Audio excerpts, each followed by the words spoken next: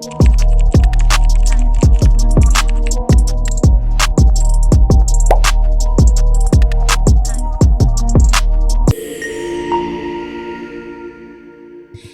everyone. Welcome back to Beyond the Bridge.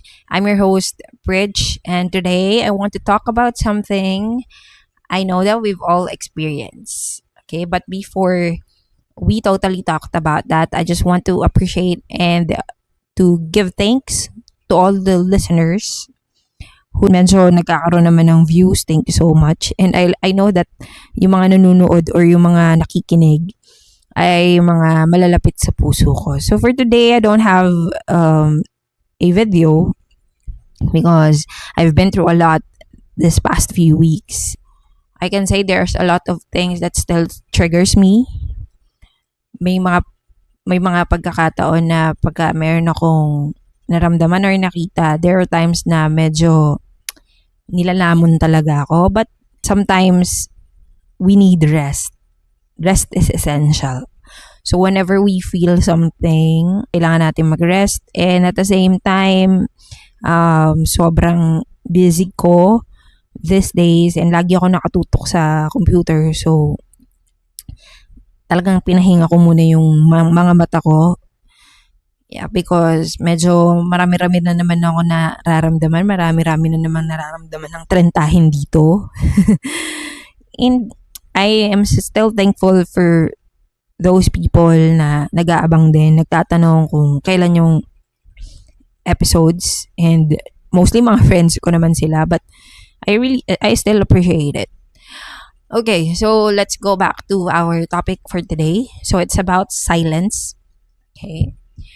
So we will talk about communication, not the peaceful kind of silence.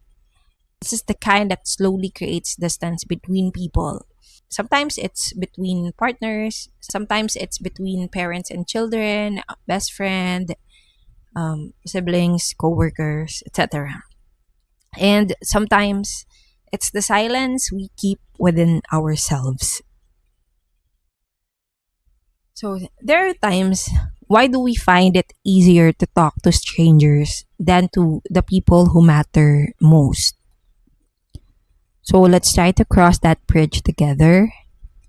And for all the listeners out there, is there someone you've stopped having real conversations with? Like your family, within your friends, within your partners or colleagues? And let's think about it. What changed? Was it one big argument or was it the little things left unsaid? Kumbaga may pinag-awayan ba kayo na sobrang laking issue na talagang nagkasagutan kayo to the point na marami na kayo nasabi sa isa't isa, or was it the little things left unsaid na may nangyari pero pinabayaan nyo na lang at hindi nyo na lang pinag-usapan? So that's the main point of this episode for today. Let's talk about how silence doesn't happen overnight. So there are times that it starts with little moments like, it's okay, hayaan mo na, never mind, forget it, huwag na nating pag-usapan, tsaka na nating pag-usapan, let's talk about it later, or maybe another day, another time. Okay? So there are times that we stay quiet to avoid conflict. Or there are times that we don't want to talk and we don't want to say anything because we don't want to hurt people. Sometimes meron tayong gano'n na parang sobrang careful natin na hindi na tayo makapagsalita ng hindi maganda, kaya we don't talk anymore. And then sometimes sometimes we assume they'll already understand. Like for example, silent treatment mo na lang kasi alam mo na yung nagawa nila sa tingin mo. Because for you, visible na yung reason why you never talked about it or you never talked to that person. And then there are times, as I said, or as I mentioned earlier, we wait for the right time. Okay, hindi pa tayo ready in that certain time or in that certain point. Kaya sometimes we avoid communicating with someone we know, someone special to us.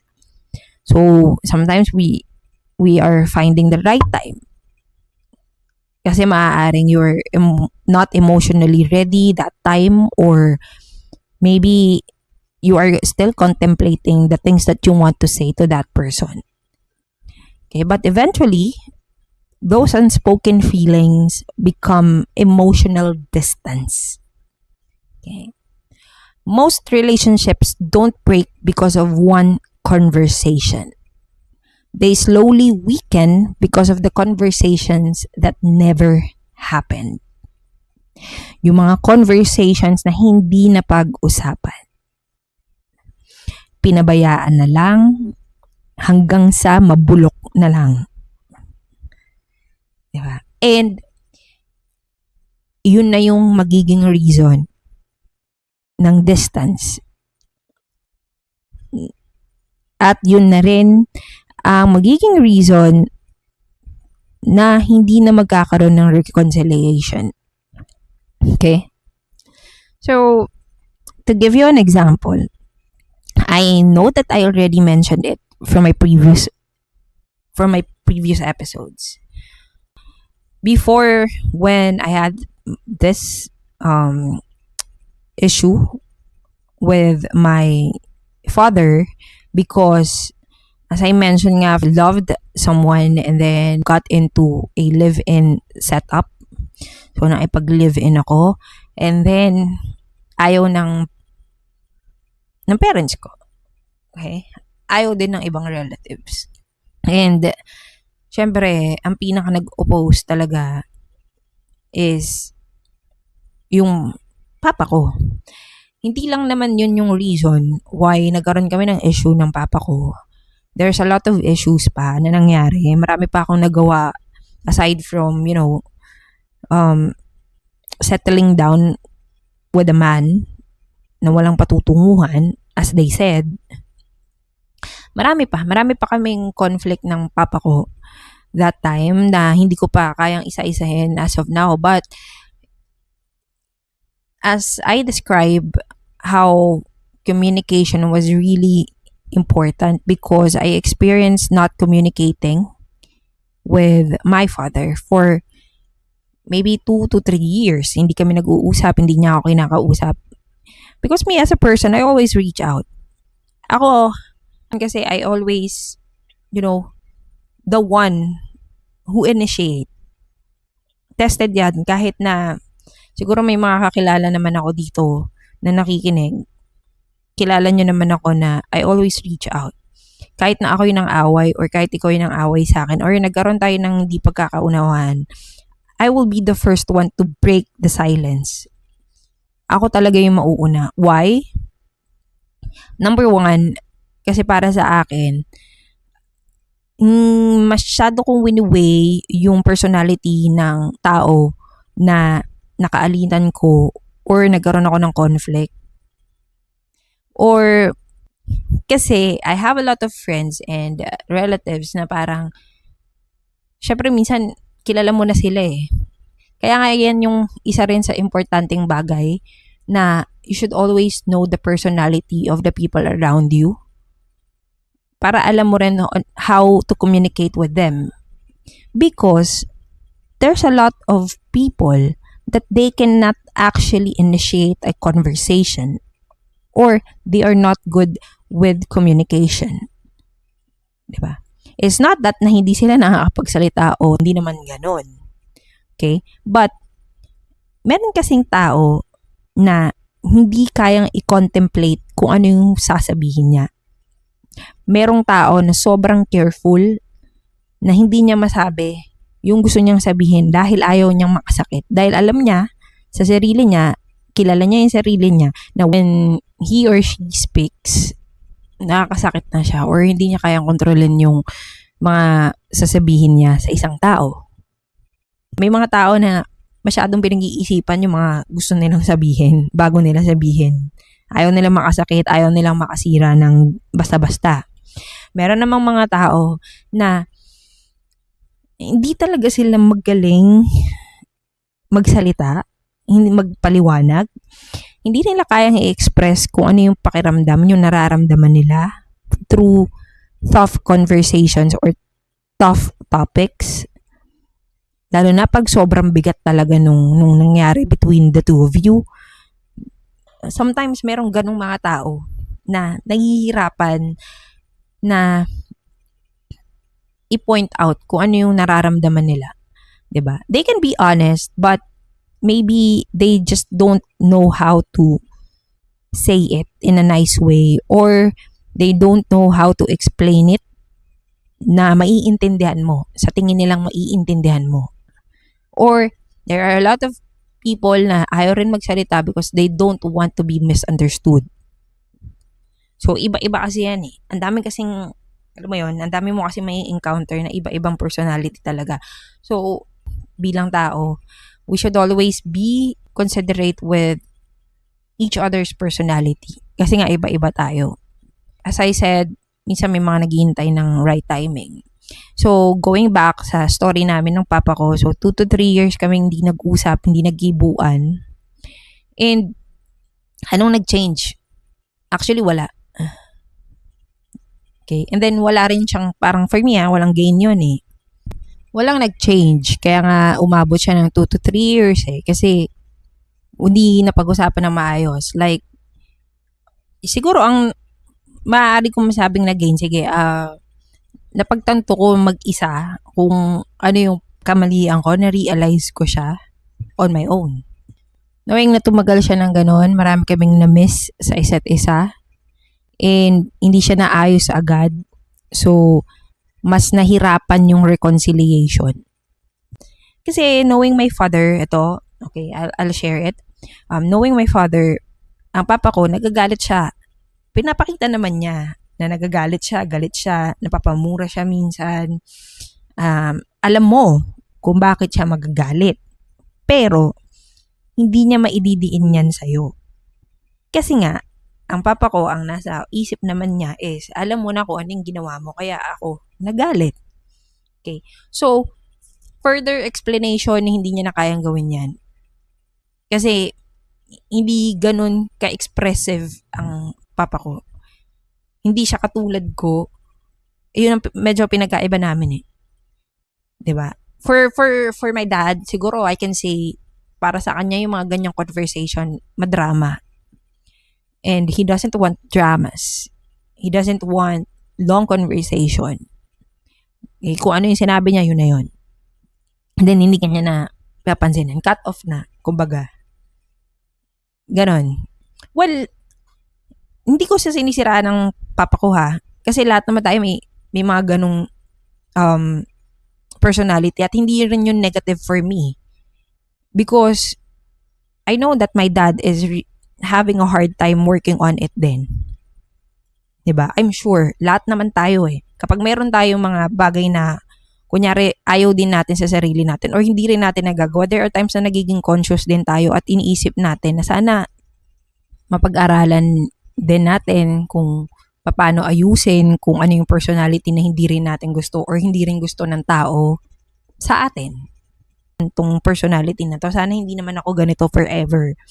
Kasi feeling ko talaga walang mangyayari. Like meron naman tayong ganong initiation sa isip natin na gusto nating baguhin yung isang bagay na ayaw natin din na ginagawa natin. Meron tayong ganong consciousness. I don't actually think about it as a negative personality. Kasi actually maraming negative personality, but yung mga personality na yan, pwede pa yung mabago.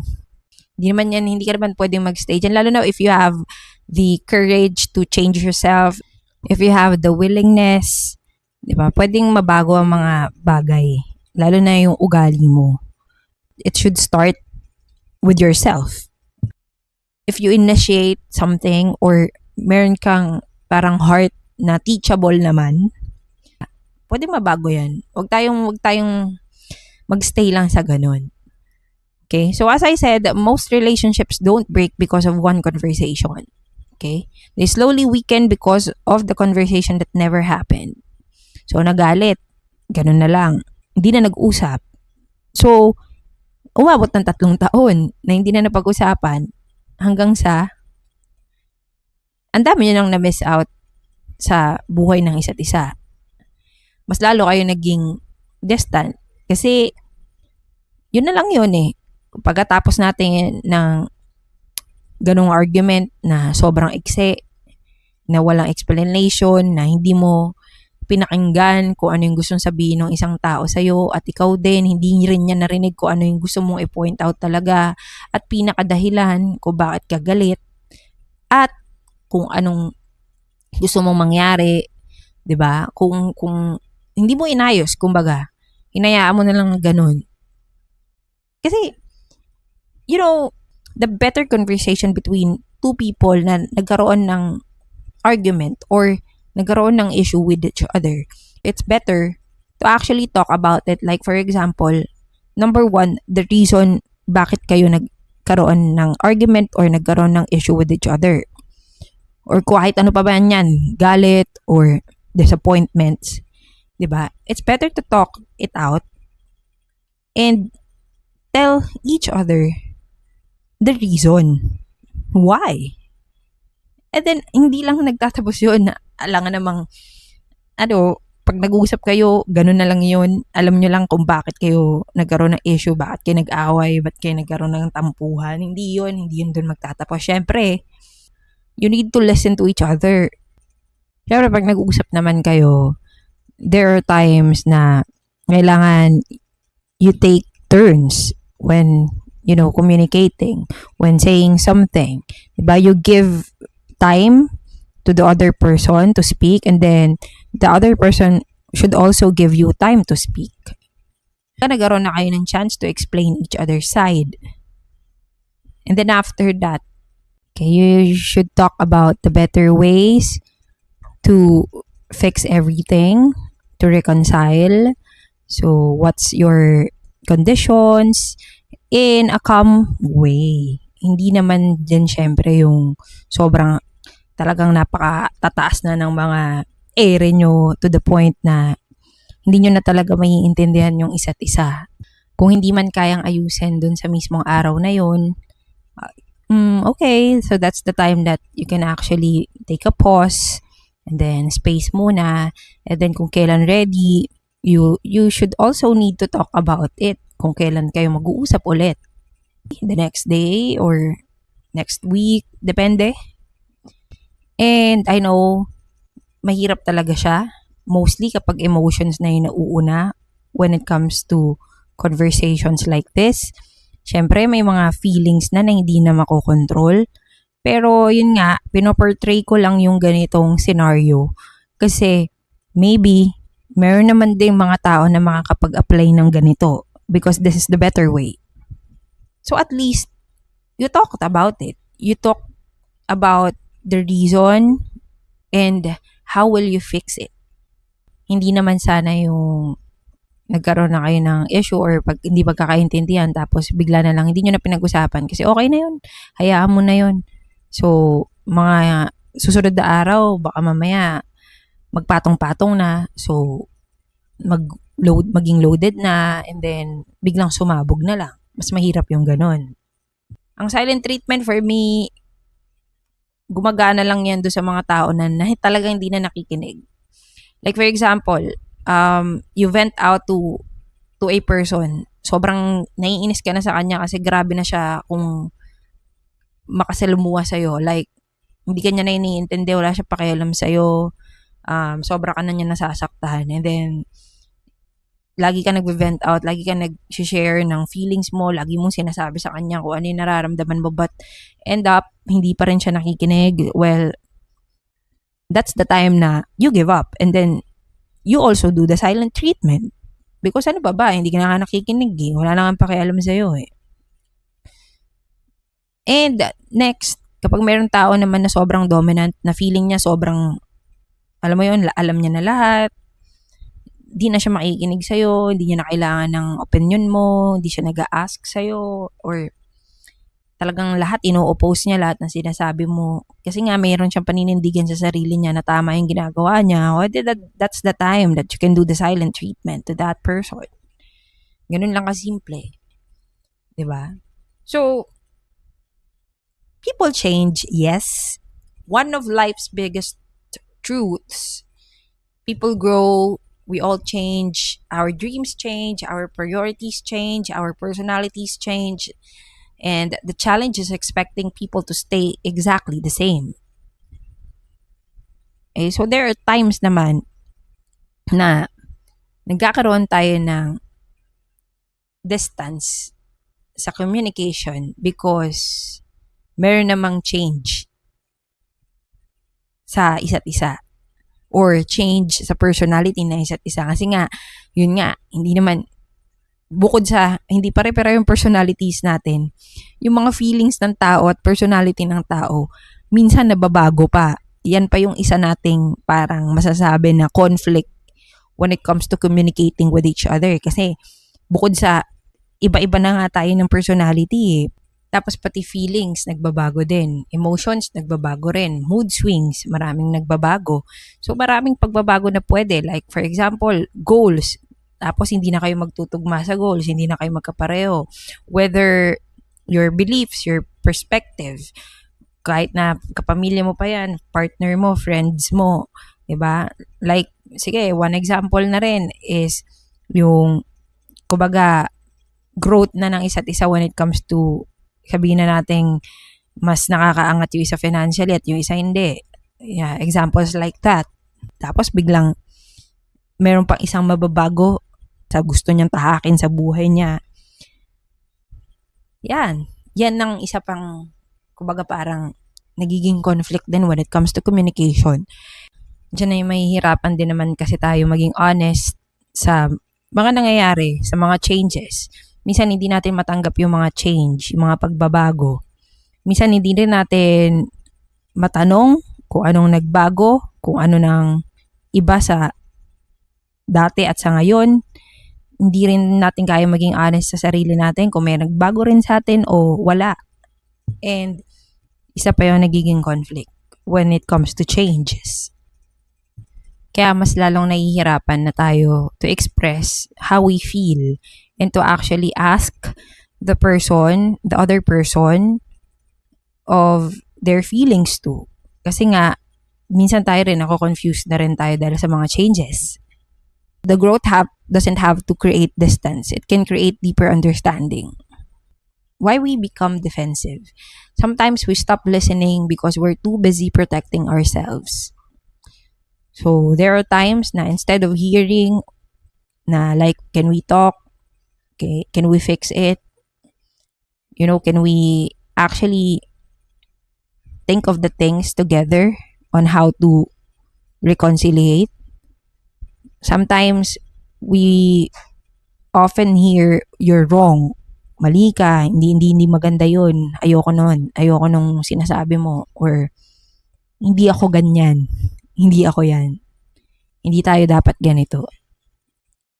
Okay, so that's the time naman that sometimes a person became defensive or tayo rin minsan baka ganyan din tayo sa ibang tao. We become defensive. So, instead of understanding, we defend. Instead of connecting, we compete. Diba? Yan naman yung communication na parang nagpapataasan na kayo ng ere, na hindi kayo magpapatalo talaga sa isa't isa, na talagang kailangan, feeling mo parang may manalo kapag nag-uusap kayo. Dapat, hindi, tuloy lang natin to. That's another, reason why there's a conflict in communication. So, not every conversation needs a winner. Hindi naman kailangan when you communicate with another person, kailangan lagi ka mananalo. Ang communication kasi para sa akin, it's also compromising. Diba? And kailangan talaga pag when you have a conversation with someone, kalmado ka lang Because kapag ka talagang galit ka, walang mangyayari. Kaya nga minsan, there are a lot of things naman, or there's a lot of time naman na minsan may mga naintindihan din naman ako ng mga tao na they don't want to talk about it because minsan yung emotions nila pinabababa nila. Yung emotions nila kumbaga sobrang taas pa na hindi nila rin kayang kontrolin kasi may mga tao naman na they can't control their feelings. They can't control their anger. They can't control the things na pwedeng lumabas sa mga bibig nila. Sometimes the goal is to simply understand each other. We should always try to understand each other. Maybe if there's a time na parang hindi na makakapagsalita, okay, we still understand that. Kung hindi niya kayang i-explain ngayon, okay, understand again. Kung masyadong taas ng boses niya when communicating to you, we still understand. Try to understand. For me, personally, that's the better response that we can give to the other person. To try to understand them. Minsan may mga mahihirap naman kasi talaga intindihin, pero try to understand. And next, the honest communication. So there are times that communication isn't about blaming. It's about expressing. Oh, there's a time na parang may conversation na when you are not blaming each other naman, there's a time naman that there's a relationship or there's a conversation that it's really hard to be honest. Mostly pag ang conversation is about cheating, pangloloko, lies. So, may mga ganong conversation na yun, medyo malalim-lalim na yung mga ganon eh. Yun ang pinakamahirap ng ayusin, yun ang pinakamahirap ng harapin. Lalo na when the other party, siya yung may kasalanan and still not being honest sa mga pagkakamali niya, not being honest kahit na nahuli na, nakita na, alam nang nagsisinungaling, may mga proof na, still not being honest. So, isa yan sa pinakamahirap na conversation sa buhay natin na minsan ang daming taong talagang nagdi-deal sa mga ganyang klaseng situations. Kasi actually yung mga ganyan, diyan mahirap maging tahimik eh. Hindi ka po pwedeng maging tahimik lang.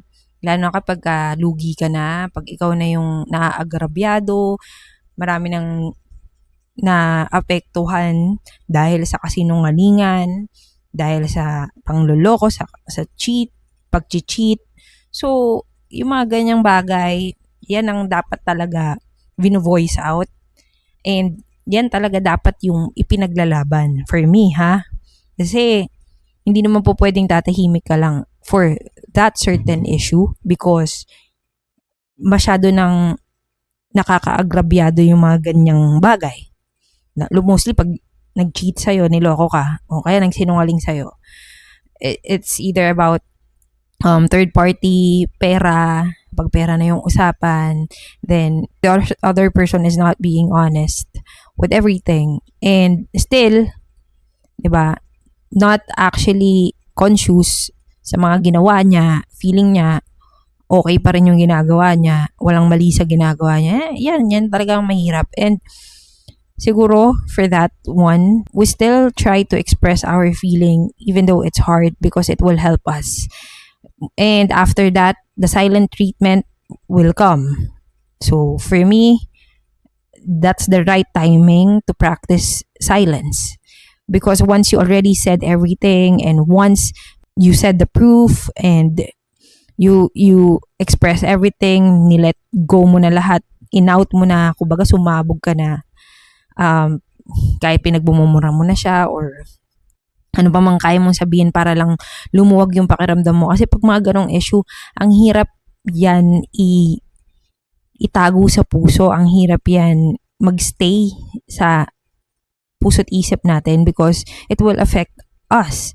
It will affect our body. And I can testify to that because I experienced that. So, totoo talaga na sometimes pag meron kang masyadong dinidibdib ng mga problema tapos hindi mo siya na-express kahit galit nga, hindi mo siya mailabas. Minsan, naaapektuhan yung physical body mo rin. So, totoo yan. In this kind of situation, when honesty is compromised, that's the time that silence is peace. Mostly if you already said enough. Meron din naman issue with honesty kapag, kunyari, for example, meron kang nararamdaman or nakikita na hindi mo gusto, tapos hindi mo naman din kayang i-open up sa isang tao na special naman sa'yo, tapos ang mangyayari dahil sa kakatakip mo, kakalihim mo nung nararamdaman mo, parang bigla siyang sasabog sa hindi na tamang panahon or hindi na tamang pagkakataon. So, hindi na magiging maganda yung conversation nun. Kasi nga, dapat nung una pa lang na napansin mo na, nakita mo na, or may naramdaman ka, you should be honest para naayos agad. So, may mga ganong situations din. Mostly, pag importante yung tao na yun, diba? Don't hesitate to be honest with your feelings and be honest sa mga bagay na ayaw mo rin. Kasi lahat naman napapag-usapan. Kung minsan akala natin hindi tayo papakinggan or we're not heard, syempre, tatry pa rin natin, diba? We still try. Walang mawawala sa pagsubok. Kung may makikinig ba sa'yo, okay. Kung wala, at least nasabi mo. So, walang mawawala sa'yo doon. Sa kabilang side naman, may mga tao na expressive naman. Na-express naman nila yung honest opinion nila, pero yung kabilang side naman hindi open. Hindi talaga lahat minsan nagtutugma. At hindi rin lahat marunong makinig. At hindi rin lahat nakikinig. So, depende na lang talaga sa sitwasyon. Kaya tayo, kailangan matututunan din natin as a person to be adaptive. Magre-rely tayo by situation. So, gano'n na lang talaga. Kaya dapat marami talaga tayong natututunan sa paligid natin. Dapat lagi tayong open for improvement, for critics, lagi tayong open sa new learnings. So, minsan talaga maraming tao ang hindi ready for honest conversations, but as we grow, we should learn how to be brave, having honest conversations, because it's part of our life. Kumbaga, it can lessen the misunderstandings. We should always speak from our experience, not from our anger. And looking forward instead of back. It's easy to keep replaying old mistakes. Ito pa. Ayun na naman yung conversation naman na to. Na replaying old mistakes. Okay. But healing begins when we ask, what do we want our relationship to look like from this point forward? Okay? So, instead of actually keep replaying old mistakes, like for example, nag-usap kayo, sige, nag-usap na nga kayo na maayos, but you still keep on talking about the past. You still keep on talking about the past mistakes na parang tapos naman na, napag-usapan na, nalampasan na. Instead of talking about that, we can actually ask each other, what do we need to change? Diba? Whether it's with your family, friends, a partner, yourself, we should always focus on building, not keeping score. Building what? Building strong connection, building good communication, and not actually focusing on the mistakes. Yeah, we can actually talk about the mistakes, pero hindi naman ibig sabihin nun doon na tayo magbababad, or we keep on, counting the mistakes and yung mga pagkakasala sa atin at yung pagkakasala din natin, because it will actually prevent us to move forward. We can talk about our past mistakes, but to get learnings from it, not to ruin our lives, but to actually change the things that we need to change. And hindi na natin mauulit yung mistakes na yon. And kailangan din naman napapag-usapan siya, pero hindi doon magfo-focus. Hindi yun dapat ang focus palagi. Once it was changed, once napag-usapan na, once nabago na, or tinatry ibaguhin, that's it. Kasi when correcting mistakes naman, hindi rin naman tayo pwedeng maging silent dyan eh. Kasi paano nga naman ba matututo yung isang tao kung walang magsasabi sa kanya ng totoo when it comes to his or her mistakes, 'di ba? So, kailangan meron talaga, kahit ganun din naman sa atin. Kailangan meron din sa atin magsasabi, magiging honest, kung meron na ba tayong nagagawang mali or hindi maganda. Always focus on building when it comes to conversations like that. And avoid keeping score. Kapag nasa mainit na conversation kayo, like kapag malalim na yung pinag-uusapan nyo or sobrang or galit na kayo, iba na yung emotions, yung feelings, nag-stir up na. Syempre, inilulugar natin yung mga ganyang bagay. Kasi there are times naman talaga na may certain point na may mga maaalala ka talagang pagkakasala ng kapwa mo sa'yo, lalo na kapag napaka-importante ng tao na yun sa'yo. Bilang tao, minsan ang hirap na hindi ka mag-i-score or hindi mo bibilangan yung mga nagawa sa'yo kasi minsan nga naman, yan yung parang nagiging cue natin kung hanggang kailan tayo magpapatawad. Kasi hindi naman po pwede na lagi tayong nagpapatawad sa tao. Ano pang marirealize niya if we always forgive. But iba kasi yung forgiveness na tinatanggap mo pa rin siya sa forgiveness na natanggap mo ng ganun talaga siya at kailangan mo na siyang i-let go. So, ang sinasabi naman sa Matthew, if you forgive those who sins against you, the Lord will also forgive you. So, tayo, cycle lang. Lagi lang tayo magpapatawad kasi actually it can also help us. It can also set us free. There's freedom and forgiveness. Kasi alam natin sa sarili natin na wala tayong ginawang masama. That's why tayo ang nagpo-forgive kasi sila ang may nagawa sa atin. Oh, that's it. And for me, small conversations matter. Relationships don't only grow during big talks. They grow through small, consistent moments. And everything starts sa small. Explain ko tong part na to. Kasi for me, small conversation matter when it comes to, having a conversation every day. Hindi nyo na kailangan pang hantayin na dumami pa, humaba pa, yung mga bagay na dapat nyong i-correct sa isa't isa or yung mga bagay na kailangan nyo i-remind sa isa't isa. So, every day, you have the chance to have small talk. 'Di ba? Kamustahan? Ano nangyari? Meron ka bang hindi nagustuhan today na ginawa ko? You try to have small talk every day. Hindi naman din kasi umiikot ang mundo nyo sa isa't isa araw-araw. Alam mo yung parang natural na lang na araw-araw, may mga kailangan kayong pag-usapan. Kahit na maliit pa yan, kahit na simpleng bagay pa yan. Diba? At least, alam nyo kaagad. Kumbaga, nagiging honest na kayo everyday sa mga small things na napapansin nyo. It will prevent, further misunderstandings pa. Kasi nga, you're being transparent with each other. Na hindi na kailangan pang mag-pile up nung mga misunderstandings nyo at maaayos nyo sila agad kasi maiksi lang yung kailangan nyong ayusin. And little by little, one thing I've realized that communication isn't about always having the right words. Hindi lahat ng sasabihin natin tama. Hindi rin lahat ng maririnig natin tama. We have our differences. So, mas okay din na minsan kinikilala din talaga natin yung mga tao sa paligid natin. Mostly kapag yung mga relatives natin, friends, partner.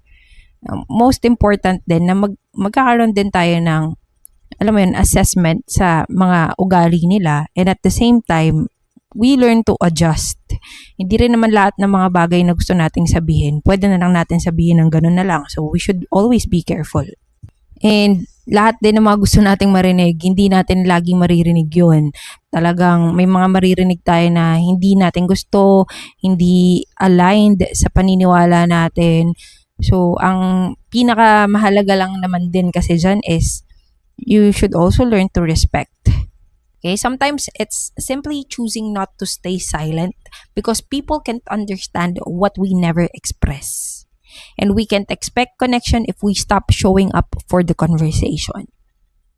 We can't expect connection if we stop showing up for the conversation. Always remember that. Silence isn't always peace. Small, unspoken feelings become bigger over time.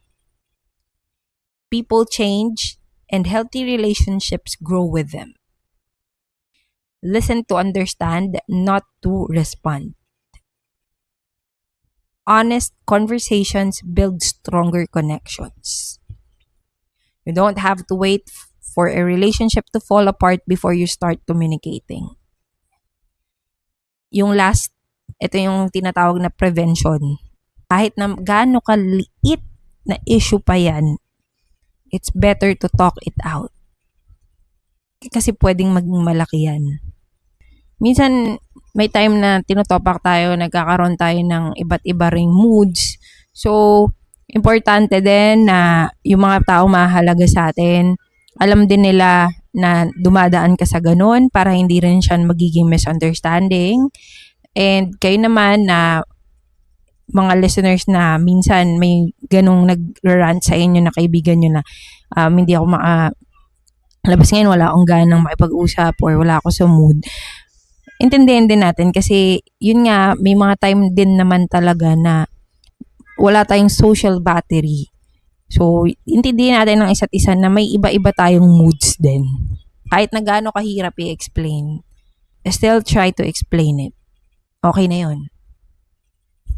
And there are a lot of relationships din na nagkaroon kayo ng issue, tumagal na, feeling mo hindi na maaayos.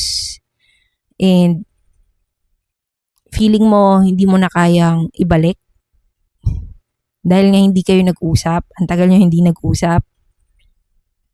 Well, ako, I'm still struggling at this moment.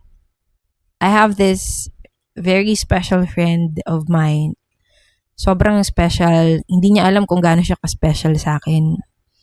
Siguro alam niya lang na favorite ko siya pero hindi niya alam kung gaano siya ka-special sa akin. We had a little misunderstanding. For me, little lang yun eh.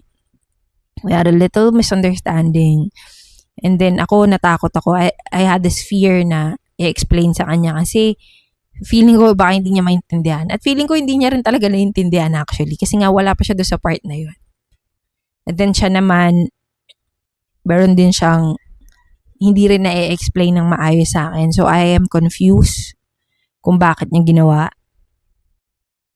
But ako naiisip ko lately na pag naiisip ko naman siya, na-realize ko na ang dami ko rin namang mali. Hindi ko lang alam sa kanya kung na-realize niya ba na meron din siya nagawa mali. Pero ako, ang dami ko na-realize. Hindi niya ako kinakausap. Hindi kami nag-uusap. Nag-iiwasan. Ako, iniiwasan ko siya, honestly. At alam ko rin naman na siya, iniiwasan niya ako. We haven't talked about it. Na talagang ako, I already apologize. Yes, ang dami kong sinabi. Katulad na sinasabi ko sa inyo, ako lagi ako may maraming sinasabi. Na-explain ko pa rin kahit na mahirap. Pero yun nga, may mga tao nga kasi na hindi din ganoon talaga kagaling na mag-isa-isa ng mga bagay pa. Isa-isahin pa yung mga bagay, yung mga dahilan, yung mga reasons, yung mga explanations eh. And may mga tao din na hindi rin kaya humarap for reconciliation. So, ako hindi ko naman ina-assume na sobrang galit siya sa akin kasi imposible din naman. Alam ko din naman na kahit papano malalim din naman yung naging pakukutungo niya sa akin. Hindi din naman ganun lang yun. So, hindi ko naman din ina-assume na galit siya kasi may mga assurance din naman na ganun. And pag maaalala ko din naman, yun nga, lagi sila sabi sa inyo, lagi yung alalahanin ko ano ugali ng isang tao. Lagi yung pag-aralan ko ano yung ugali ng isang tao. Kasi may iisip mo naman yan hindi naman siya ganun. Alam ko naman, we should trust how well we know that person. If we actually truly believe that we have a special connection with that person and we know that person, minsan, medyo iwasan din natin maging judgmental and i-lessen din natin yung assumptions. Kasi if we actually know that person, siguro naman alam din natin na hindi naman din ganun kasama yung tao. 'Di ba? We wait. There's a right timing naman na siguro for reconciliation sa mga ganitong kind of issue. So ako, I'm just taking up my time, and I'm just letting the space between us because siguro hindi naman din ka talaga ganun kadali sa part niya na mag-reach out. Ganun din naman ako. So, maybe one day may healing na magaganap between the two of us. I hope and I pray. There are sometimes naman na nag-iisip ako ng negative na baka wala naman siyang pakialam or ayaw niya na talaga, cut off na talaga kami as friends. Pero meron pa ring hope sa puso ko kasi kilala ko naman siya eh. And nakilala ko siya ng buong buo. So doon ako naniniwala sa taong nakilala ko. I hope that everything will be fine in the right time. Naniniwala naman ako dyan. And I'm just waiting. Hindi naman ako mapagtanim ng galit. Tsaka madali naman akong suyuin. Tsaka marunong din naman akong tumanggap ng pagkakamali ko. So if ever magkaroon naman ng reconciliation, tatanggapin ko naman lahat ng mga mali ko. So yun lang. I hope pag dumating na yung time na yun, lahat ready na, lahat maging okay na. Totally. And kahit kailan hindi siya mawawala sa prayers ko, lagi pa rin siyang kasama doon. Kasi nga, kahit na nagtatampo ako, pag special sa akin ng tao, hindi siya bigla-biglang makakalimutan na lang. Minsan nga, kahit mga bashers ko pa sa buhay ko, pinagpipray ko pa din. When there are some things that I can't control, I know that God is in control. So, and this is the most important thing before we end this episode. The first one, we should always have this humility din. Diba? We should know when to cool down. Lalo na pag heated na ang argument. Maging humble tayo sa isang conversation. Lessen natin yung competition. Lagi tayong makikinig sa isa't isa para pakinggan din tayo. Walang imposible. And last, when you need to apologize for something that you did, at if you need to apologize for something you did not do or you failed to do, diba? Say sorry. I know sometimes apologizing is not easy because you have the pride. May pride tayong mga tao. But, saying sorry, hindi yun nakakababa ng isang moral ng tao. Lalo na kapag ikaw may kasalanan at alam mo rin naman na may nagawa ka rin kasalanan. Although may kasalanan din yung kabilang part, diba? Mag-sorry ka pa rin dun sa mga bagay na baka mamaya may napakita ka rin naman na bagay na hindi ka rin aware, kaya naging ganun yung feelings ng tao sa'yo. You still say sorry. You still try to apologize. Diba? And if that person naman ang nakasakit sa'yo or nakasira sa'yo, and then they don't have the nerve to apologize, then forgive them even though they didn't ask for it, to move forward with our own lives. Maybe there's someone you've been needing to talk to. Maybe there's a conversation you've been avoiding. Maybe today is the day you take the first step. Because every meaningful relationship is like a bridge. It doesn't stay strong by itself. It stays strong because both sides continue to build it. Once there's a reconciliation, I assure you that you'll learn more, and then your relationship with that person will be stronger than before. And you will have a strong foundation because your relationship was already tested. Diba? You still continue building it. Final message. Communication isn't about saying more. It's about saying what truly matters before silence says it for you. Thank you for joining me here on Beyond the Bridge. Until next time, keep moving forward, one bridge at a time. Goodbye.